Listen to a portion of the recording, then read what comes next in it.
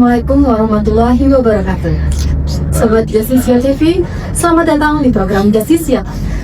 Saya Rani, dan hari ini merupakan suatu kebahagiaan dan kebanggaan buat saya. Hari ini saya ditemani oleh Ibu Hadini Tawansari, SSI MH. Selamat siang Ibu Didi. Selamat siang Mbak Rani. Waalaikumsalam warahmatullahi wabarakatuh. Selamat siang sahabat Justisia TV. Senang sekali hari ini kita bisa bersama-sama memandu ruang diskusi yang sangat spesial kali ini, dan mungkin juga menjadi sejarah ya bagi warga PTA Bandar Lampung. Hari ini kita tidak hanya menyaksikan penandatanganan naskah Memorandum of Agreement. Lebih dari itu, kita menyaksikan dimulainya sebuah jembatan antara ilmu pengetahuan di kampus dengan gerbang keadilan di peradilan. Kerjasama antara Pengadilan Tinggi Agama Bandar Lampung dengan UIN Raden Intan Lampung adalah bukti bahwa hukum tidak bisa berjalan sendiri dan ilmu juga tidak bisa berdiri sendiri. Jadi keduanya harus berpegangan tangan gitu ya Pak ya. Betul sekali Bu. Untuk membahas makna besar hari ini, kita telah kehadiran narasumber, yaitu Yang Mulia Ketua Pengadilan Tinggi Agama Bandar Lampung, Bapak Dr. Andes Muhammad Sukri, SHMH, serta Direktur Pasca Sarjana UIN Raden Intan Lampung, Bapak Profesor Dr. Tulus Suryanto, MMAKT. Selamat datang Bapak di Justisia Talk. Baik, untuk membuka perbincangan kita hari ini dan memberikan konteks kepada Sobat Justisia TV di rumah, saya ingin bertanya terlebih dahulu kepada Yang Mulia Bapak Ketua Pengadilan Tinggi Agama Bandar Lampung. Izin Bapak, sebenarnya Pak, apa visi besar di balik MOA ini Bapak? Kira-kira pengadilan mengharapkan pihak kampus bisa mewakili pengadilan seperti apa dalam kerjasama ini? Oke, terima kasih Pak. Jadi kami dari Pengadilan Tinggi Agama Bandar Lampung mengharapkan sekali kerjasama ini sekali lagi tidak berhenti pada penandatanganan dokumen, tapi ini nanti akan berkelanjutan karena bagaimana juga pendidikan atau ilmu bagi aparat kami ini sangat-sangat penting, dan ini merupakan bagian dari upaya kami meningkatkan kualitas aparatur Pengadilan Tinggi Agama Bandar Lampung dan tentu aparatur Pengadilan Agama wilayah Bandar Lampung dalam rangka memberikan pelayanan kepada masyarakat yang sebaik-baiknya. Betul sekali, luar biasa sekali Bapak. Jadi ada penyegaran keilmuan dan dorongan riset yang dibawa kampus ke dalam ruang pengadilan ya Bapak? Ini penting, itu untuk menjaga atau meningkatkan profesionalisme aparatur peradilan agama. Baik, kalau tadi dari sisi Pengadilan Tinggi Agama ya Pak, sekarang kita mau tahu nih kalau dari sisi pihak UIN Lampung sendiri, itu kampus itu memilih Pengadilan Tinggi Agama Bandar Lampung sebagai mitra strategis untuk mencetak generasi hukum yang berintegritas dan berkeilmuan. Itu pertimbangannya seperti apa? Baik, terima kasih host dan yang saya hormati Pak Kepala Ketua Pengadilan Tinggi Agama Bandar Lampung. Ya, jadi kami Universitas Islam Negeri Raden Intan Lampung itu dari Pasca Sarjana.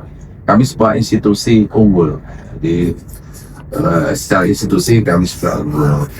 Dan kami di Pasca Sarjana ini memiliki 14 program studi. Izin Bapak, unggul itu maksudnya terkait dengan akreditasi? Ya, berakreditasi unggul. Ya. Dan kami juga sudah ber-ISO 21501 tentang manajemen tata kelola pendidikan. Jadi sebagai sebuah perguruan tinggi, kami memang melaksanakan yang namanya Tridharma perguruan tinggi. Jadi kami ada pendidikan dan pengajaran, riset atau penelitian dan publikasi, dan berikutnya adalah pengabdian kepada masyarakat. Tentunya tupoksi kami ini harus bermitra karena kami melakukan pendidikan, pengajaran dan riset. Jadi penting sekali Untuk apa? Kami tidak ingin membangun riset hanya ada di rak perpustakaan akhirnya, tapi ingin juga memberikan kontribusinya kepada perbaikan. Dalam hal ini, kalau di PTA adalah hukum ya, kebijakan hukum Papua dari sisi SDM dalam rangka mengawal hukum itu sendiri. Jadi kami selalu melakukan research, melakukan keterlibatan juga masyarakat dan institusi khususnya PTA Bandar Lampung dalam rangka berkolaborasi dan juga menjadi sebuah solusi dalam rangka memanfaatkan keilmuan itu sendiri. Jadi tepat kalau menurut kami PTA selaku sebagai praktisi langsung dituntut profesionalisme dengan apa tentu dengan mengupgrade dan menyiapkan SDM unggulnya, dan kami menyediakan sarana itu untuk kita bisa saling berkolaborasi. Jadi paling tidak mengurangi gap kompetensi dan knowledge dari SDM di pengadilan maupun para mahasiswa di UI. Tepat. Sekarang seandainya beberapa tahun ke depan kita menjalani MOU ini dengan baik, tidak ada halangan, sebenarnya yang dibayangi oleh UIN itu nilai plusnya apa? Kemudian kalau yang dari PTA juga harapannya nanti pelayanannya jadi pelayanan ke para pencari pengadilan, keadilan khususnya itu seperti apa? Baik, jadi UIN selaku lembaga pendidikan, di samping kita juga memiliki tenaga-tenaga profesional, kita memiliki banyak profesor dalam bidang hukum. Kita punya hukum keluarga, hukum ekonomi, hukum pidana, semuanya ada di kita. Dan di sini kita selalu melakukan pengembangan keilmuan. Jadi kalau di di kampus itu biasa kita berbicara ya, atau mengeluarkan kebijakan berbasis kepada by data, by teori, by konsep atau by research. Jadi dalam mengambil kebijakan itu sebaiknya kita memiliki based on teori atau bahkan hukum itu sendiri. Jadi memang perlu ada penelaahan lebih tajam dan itu kita lakukan setiap hari. Jadi mahasiswa kami dan dosen selalu melakukan research dan kita harapkan ini dapat memberikan kontribusi nyata dalam perbaikan sistem hukum itu sendiri dan melahirkan banyak pakar ya, yang up to date, yang sesuai dengan kebutuhan profesionalisme. Jadi ke depan kita berharap kita itu saling berkolaborasi dalam rangka memenuhi itu dan kita terus bekerja sama. Dan bahkan di samping kami punya expert, kami juga mengharapkan dari PTA sendiri untuk bisa juga selain belajar di kami juga melakukan pengajaran, berbagi juga dalam tatanan praktisnya. Kami juga bukan hanya di Pascal, kita juga ada di S1 yang kami melakukan peradilan semu, kami juga melakukan berbagai kunjungan industri, termasuk juga ke PTA. Dan ini menurut saya saling bermanfaat dan saling memperkuat, karena pada dasarnya perguruan tinggi dan praktis ini sangat kebutuhan yang tidak bisa dipisahkan. Jadi harapannya itu adalah ada kontribusi dari pihak praktisi juga untuk memenuhi kebutuhan, kemampuan, mungkin skill juga ya untuk siswa ini. Kalau dari segi kita Pak, dari segi PTA Bandar Lampung gitu, harapannya dengan kerjasama ini apa yang pengen di-upgrade, apa yang pengen ditingkatkan itu pelayanan kita terhadap para pencari keadilan. Ya, begini. Jadi momen penandatanganan ini adalah penting bagi kami dan ini sudah menjadi peluang bagi para pastor pengadilan tinggi agama dan peradilan yang berada di wilayah ini, peluang untuk menggunakan kesempatan ini sebaik-baiknya. Ya, karena itu dalam kesempatan ini saya juga menghimbau kepada seluruh aparatur yang ada di belakang kami untuk menggunakan kesempatan ini sebaik-baiknya untuk mengupgrade, menambah, meningkatkan kemampuannya dengan cara mengambil S2 atau mengambil S3 gitu. Nah, oleh karena itu sudah lagi saya menghimbau adalah apa, karena juga kita tidak akan lepas daripada dunia akademis. Dan ini adalah biar butuh kami dalam praktek, baik itu melalui riset, kajian dan lain sebagainya untuk pengembangan institusi kami ke depan. Karena banyak hal-hal yang mungkin ke depan perlu kita perbaiki, barangkali perlu kita tingkatkan. Yang kita butuhkan adalah kemampuan salah satu dari sisi keilmuan, sehingga antara ilmu sekali lagi dan amal ini bersinergi. Jadi ilmu saja tanpa diamalkan itu hanya berputar di teori-teori saja. Oleh karena itu harus diberikan dalam dunia empiris, dan nanti dari situ kita berkolaborasi dalam rangka penyempurnaan. Kira-kira seperti itu. Masya Allah, sebuah gambaran masa depan yang sangat ideal ya Bu ini, saling melengkapi dan saling menguatkan melalui kolaborasi ini.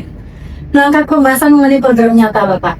Untuk Bapak KPTA secara teknis, program pertama apa yang akan langsung dapat dirasakan manfaatnya oleh mahasiswa UIN maupun masyarakat luas melalui MAI Pak? Selama ini sebetulnya sudah berjalan. Jadi riset-riset, kajian-kajian untuk penyusunan disertasi, penyusunan tesis dan lain sebagainya, itu ada mahasiswa-mahasiswa yang menggunakan atau datang kepada kami sebagai bagian dari penyusunan karya tulisnya. Kira-kira seperti itu. Ke depan mungkin lebih ditingkatkan lagi dengan diskusi terhadap topik tertentu. Sekarang ini kan sudah ada penambahan kewenangan di pengadilan agama, yaitu menangani perkara-perkara ekonomi syariah. Ya, tentu sebagai suatu beberapa kewenangan tambahan itu kan perlu ada kajian-kajian dalam rangka memberikan keadilan kepada masyarakat dan Berarti melalui MOA ini akses riset dan praktisnya semakin terbuka lebar ya Pak ya, melalui tingkat struktur lah ya kalau ya. Baik, selanjutnya nyambung pertanyaan ke Prof. Tulus ya Prof ya. Nah ini sebenarnya kan IAIN punya kurikulum sendiri tentunya ya, yang sudah memang tertata ya, mungkin sudah dari lama dan sudah teruji. Nah dengan adanya MOA ini gitu, sebenarnya apa sih yang mau ditambah dari pihak UIN gitu, kekosongan apa sih yang sebenarnya pengen dipenuhin, terutama untuk para lulusan ya, dengan melibatkan dalam hal ini PTA Bandar Lampung yang mungkin nanti seperti tadi disampaikan, mungkin nanti ada dosen praktisi nih pada waktu-waktu tertentu seperti itu. Baik, jadi memang di dalam detail FOE itu kita memasukkan selain kegiatan studi lanjut, menyediakan sarana untuk studi lanjut para pegawai aparatur dari PTA itu sendiri. Kami juga ingin mengajak untuk melakukan berbagai aktivitas, contohnya seminar, sosialisasi mungkin aturan, peraturan hukum atau apa pada dikenal masyarakat. Atau kami juga menyediakan sarana untuk uji materi ya, atau kajian akademik dalam program-program yang menjadi prioritas dari PTA ini sendiri. Kita bisa juga melakukan itu karena pada dasarnya memang kami selalu selalu melakukan hal itu, kajian-kajian yang berkaitan tentang isu-isu terkini, dan itu diteliti juga oleh mahasiswa dan dosen. Kemudian juga praktisi-praktisi kami, dosen-dosen kami ini juga boleh digunakan, artinya kita sediakan untuk juga melengkapi mungkin dari aspek-aspek akademik, teoritik, dan juga menjadi narasumber dalam kegiatan-kegiatan yang dilakukan oleh pengadilan PTA di Bandar Lampung juga kita menyediakan itu. Dan yang tidak kalah pentingnya adalah bagaimana kita bisa berkolaborasi dalam melakukan pengabdian masyarakat dalam rangka meningkatkan literasi pemahaman hukum itu sendiri. Karena tantangannya ke depan sebetulnya bagaimana hukum ini atau peraturan-peraturan itu juga bisa dipahami sampai kepada masyarakat.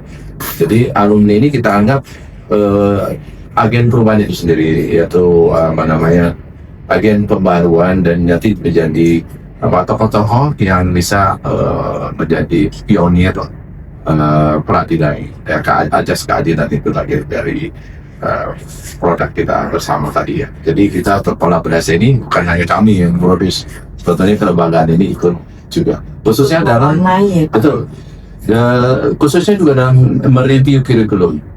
Bisa jadi kurikulum kami kan setiap tahun akan dilakukan review. Nah, kami akan mengundang juga nanti dari pihak BTA juga untuk melakukan pembacaan-bacaan. Mungkin ada yang harus disesuaikan dalam kebutuhan industri agar kurikulum itu selalu up to date sesuai dengan kebutuhannya. Seperti itu. Jadi harapannya nanti lulusannya udah siap ketika Betul. di lapangan gitu ya Pak ya. Betul. Baik Bapak, selanjutnya ada pertanyaan yang menarik nih Pak untuk kedua belah pihak, untuk Bapak Ketua dan Bapak Profesor nih. Tantangan terbesar apa dalam menjembatani bahasa kampus yang cenderung teoritis tentunya dengan bahasa pengadilan yang praktis prosedural? Dan bagaimana kita mengatasi bersama Pak? Mungkin dari Pak Ketua dulu atau Pak Profesor dulu? Baik. Silakan. Jadi begini, kalau kita sudah bertekad dan berkolaborasi, apapun tantangan itu tidak ada yang mudah. Jadi semuanya akan kita bekerjasama, kita bersama.